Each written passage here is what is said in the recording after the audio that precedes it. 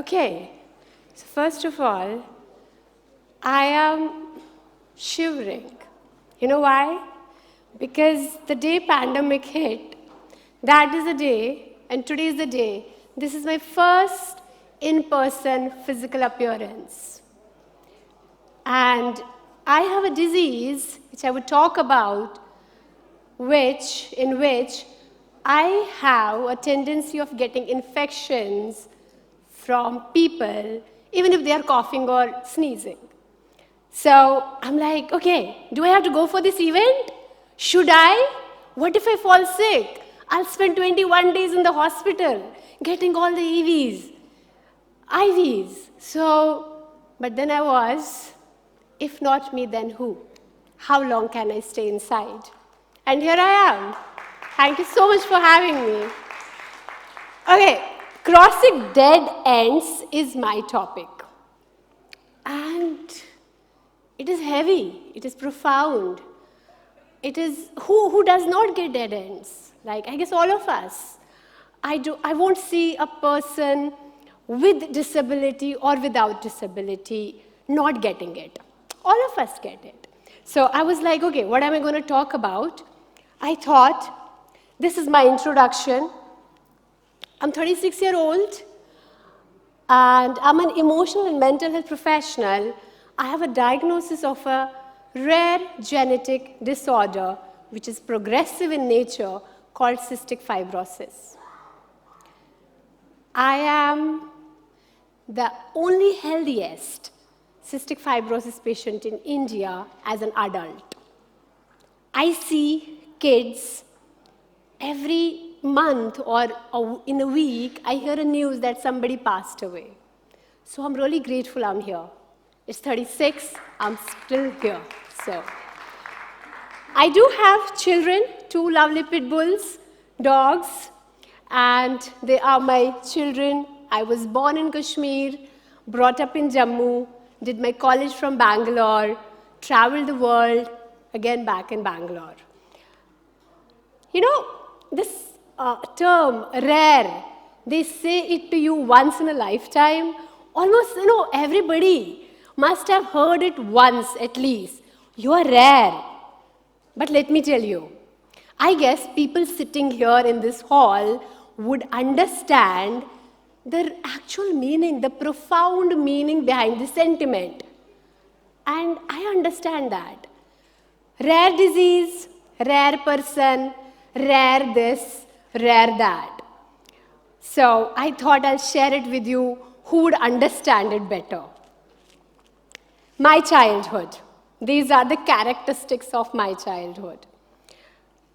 A sick child, always sick, coughing, tired, not able to play outdoors, not knowing what do I have. I wasn't diagnosed as a child. I was diagnosed at the age of 21. So for 21 years, I have been sick by not knowing what it was. Was it a good thing? Today when I look at it, it was an amazing thing. Because if I knew what I had, and it's a progressive thing, and I might not wake up tomorrow, I might have not been here. So sometimes, thank you. Sometimes when we think that we should know everything on time, I'm like, just leave it there. Some things are better unknown. We don't have to know everything. And as I said, misdiagnosis after misdiagnosis, I tried to kill myself 4 times. Today, if I get a needle prick, I'm like, get away from me. But 4 times, I tried to jump off a flyover. I had pesticides, not a good choice, but yeah, twice. I have marks on my wrist. These marks are reminders of my struggle, of my pain. Sometimes people look at my arm and they're like, love troubles. I'm like, dude, life is much more than love troubles. I was confused. Why am I not growing like others? Why am I not healthy like others? Why can't I do things like others? And how Aishwarya said, why me? This was a constant question. Somehow, I figured out, okay, early mornings are really bad for me. I cough a lot. Don't eat ice creams, Arouba. Don't eat pickle. Asthma, pneumonia, bronchitis, bronchitis, tuberculosis twice, appendicitis, worms. All these were diagnoses for me as a child. And then it was a magic which happened at the age of 21. Though it was not in the nicest way, I was relentlessly coughing blood. And I was taken to the hospital, and they said, oh, her lungs are damaged. We need to chop it off, as if lungs nahi the onions the, chop it off. And we shifted the hospital, and they took me to this amazing, amazing pulmonologist who had come back from UK. And I want to tell you, cystic fibrosis is not an Indian disease. It's a Caucasian disease. So in India, it's very rare. And he just asked me for one simple test, sweat chloride. And to get that test, they burnt my arm twice because they were not used to doing it on adults. They burnt it, but they got it. They were confused. Okay, I was sitting in a wheelchair. I was unwell. I couldn't breathe well. But they were still like, how can she be alive and not diagnosed, not taken treatment for this? And that is where, again, I say, wo hai na, you don't know what happens. Miracles are there every day. I was there. Okay, they did the test thrice. They repeated it and repeated and repeated it. They got the diagnosis of cystic fibrosis, and that changed life. Now I was happy because now I knew what I have. Now I knew what I have to do. Now I knew what can I, whatever I can figure out. Okay, I don't have to go to the public market. I don't have to hug everybody. I don't have to wear perfumes. I don't have to eat this. I have to take medicine. I knew it, and I was really happy about it. I was really happy about it, but I was sitting in a wheelchair. I was asked not to go out of the house because I would contract infections. I disconnected from my friends because I felt a shame, an internal shame that, shit, I'm not like them, so something is wrong with me. Guilt. Is it what Bala said? Past karma? Is it some punishment to me? Is it that my parents have done something wrong, I got punished? Or I have done something wrong, I got punished? I come from Muslim faith, but I took this treatment, which is an Ayurveda treatment made out of cow urine. And because I was trying to, cleanse myself so that the sins would go away, I haven't ever talked about it to anyone. My family used to say, yaar, badbu aa rahi hai, dur ho jao tum. But I didn't tell them what was the reason of taking that therapy. I took that treatment because I thought, okay, maybe there is something I can cleanse it. For 6 months, I disconnected from the world. Job was gone, boyfriend was gone, health was gone. There wasn't anything. And I was told, you are 21, you will die by 27 maybe, because life expectancy back then was 27. And this was in 2010. 6 months, I really cried. I would find solace in 17 medications I was given. And it had steroids, antibiotics, anti-anxiety medication, depression, anti-depression medicines, and I had self-harming tendencies, so obviously, So that was a story by then. But then in 6 months, I actually realized, I thought, yaar, 21 ki main hu, I am 21. I have now 5.5 years to live. Do I want to live on this bed, become bedridden, or do I want to travel? Do I want to go out? Do I want to read? Do I want to make love? Do I want to make money? Whatever it is. Or do I want to sit here? Something happened, and I called my friends and my family. I said, I want to get out of this. I don't want to be this. And to my surprise, I had disconnected from everyone. But they were there. I just had to extend my hand. And that day, I realized one thing. Nobody can help you if you're not ready. Nobody can give you if you don't have receiving hand. You need to have that. You keep your hand open, things will come. You keep it shut, nothing will come. And they helped me. And I traveled, I have understood one thing, and as a professional, when I work with people also, I see that when you have a difficult situation or a challenge or an issue, I don't call it a disability, I just say issue and challenge. When you have that, either you become religious, or you become spiritual, or you become bitter. And most of the people I see, they become bitter. But I somehow thought, okay, let me become spiritual. And I started traveling. Name the ashram, I have been there. But what really worked for me was yoga and breathing. I'm a big Osho fan. I know not everybody likes him. But what he said in one of the things, he said, this is body, this is soul. This body and soul is connected by a bridge. And that bridge is breath. How about you work on your breath? And I wrote an article called, Only Thing with You from your birth to death is your own breath. And it changes with everything. And I started working on that. After that, I met this gentleman. He was my partner. And he didn't see me my illness. He just saw a person who has something. And he told me, he's a very innocent kind of a soul. And he just told me, Arouba, some people have BP, some have sugar, some have something. You have CF. What's the big deal? And it changed everything. That is how I started looking at myself. And I started exploring. And I was like, acha, theek hai. Now I feel little better. And to keep this growth, I need to do something. And I took the trainings in psychology, assisted people, did a lot of charity work. I didn't have any plans because you remember, 27 mein mujhe marna hai, right? So no investments, no future plans, no bucket list. Live in the moment. Every time I'll get hospitalized, I'll hold his hand tight, nice and tight. This is a goodbye. I come back. Every time doctors see my reports, I come back. It's like all confusion now. And I didn't die at 27. Do you understand how upsetting was that? Oh, you might think that, it's a relief. It is not. Because your friends saw you like that.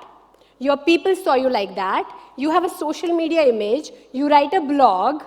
Everything is about, I'm going to die. And you don't die. It's a confusion. अब मैं करूँ क्या? Career मेरे पास है नहीं. कुछ चीजें हैं नहीं मेरे पास. What do I do? And then, on top of that, it was at the age of 26, I conceived. And I am told, if you have the child, either they get CF, they might not survive, or they get delayed development because you don't have enough oxygen in your body. If you're ready with that, we will help you. Society conditions us that ultimately a woman has to become a mother. And if you don't become mother, you're not complete. I would have still taken the chance. Theek hai, delay development, CF, fine. That greed. I'll want to have a child. I want to become that complete woman. But then I thought, I can't walk. I can't carry a child. The child will see me with IVs and treatments and stuff. Is that what I want to give to somebody? And I took a step back. I said no. And I let go of the child. And I thought I will never become mother. But these two changed that. I have not given them birth from here. I have given them birth from here. They helped me stay this person who I am. The days when I don't want to get up, wake up, they don't go away from there. They keep wagging their tail, or come on, get up, let's go out. And that is my children. I am this. Every year, twice or thrice, for 10 days, 15 days, 20 days. I last month had my IV treatment. But I am this too. It's not.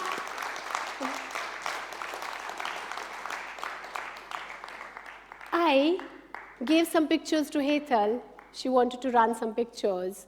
I gave her mixed pictures, and I gave her instructions साथ में that if you play them together, because I don't want people to see my disability, my illness, because I am not, trust me. I might be having difficulty talking for long, but if I take a deep breath, I can talk longer. I don't take my life as a limitation. Every day I have to spend 2 hours for my treatment. I don't take it as a limitation. I take it as an opportunity for 22 hours. 2 hours I invest in myself, 22 hours I can sleep well, eat well, do all the things I want to do, and help the countless people I'm able to. So 3 things I want to tell you. 1, acceptance begins with you. You don't accept yourself, nobody can accept you. Even if they do, it feels like a pity. So if you want others to accept you, accept your flaws, accept your weakness, your illness, your sadness, and accept the courage, the strength you have. You know, we see these big, beautiful trees in our cities, and we're like, oh, wow, it's such a beautiful tree. But have you ever noticed how teda-meda, imperfect they are?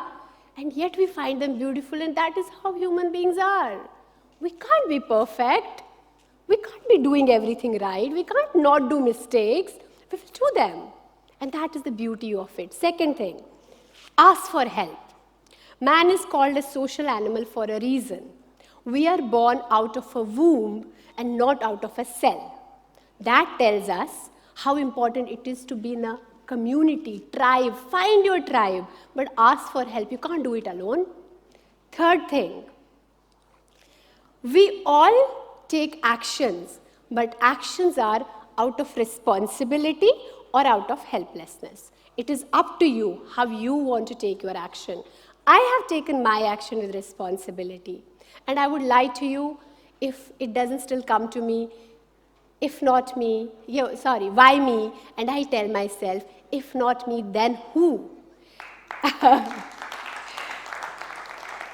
And I know I'm out of time. I'm wrapping it up. I lost a friend in 2022 in pandemic to cystic fibrosis. I once wrote an article about him, and I asked him, Adi, do you feel tired? Why do you think God gave us this? He's like, ऊपर वाला sir देख के सरदारी देता है, which means God will not give you anything which He thinks you cannot handle. So come on, guys, to all of us. Thank you so much. Anita was a successful IT professional who since the past 3 years held the position of a senior data analyst and had been hearing impaired since her childhood. She now is a successful professional and was well aware of the struggles faced by children with disabilities and wanted to help them in any way she could. She searched hours on the internet but found very few credible organizations where she could donate because either there were too many complicated formalities. One afternoon, Anita was informed by her colleague Simon about Give a Wish campaign by Able Aura. She found it very interesting seeing so many different support systems from education, healthcare, sports, travel, tourism, products, services and so much more. Anita later went through the Able Aura website and came to terms on the credibility of the domain by reading about Aura Speaks and the special guest list of the event. Anita was thrilled to know that she could actually contact the beneficiary of her donation and could understand the impact she made firsthand. She was certain that there were many whose wishes were yet to come true and she wanted to be part of the change. Donate and support Give a Wish campaign. Impact a life now. Give a wish and enable people with disabilities.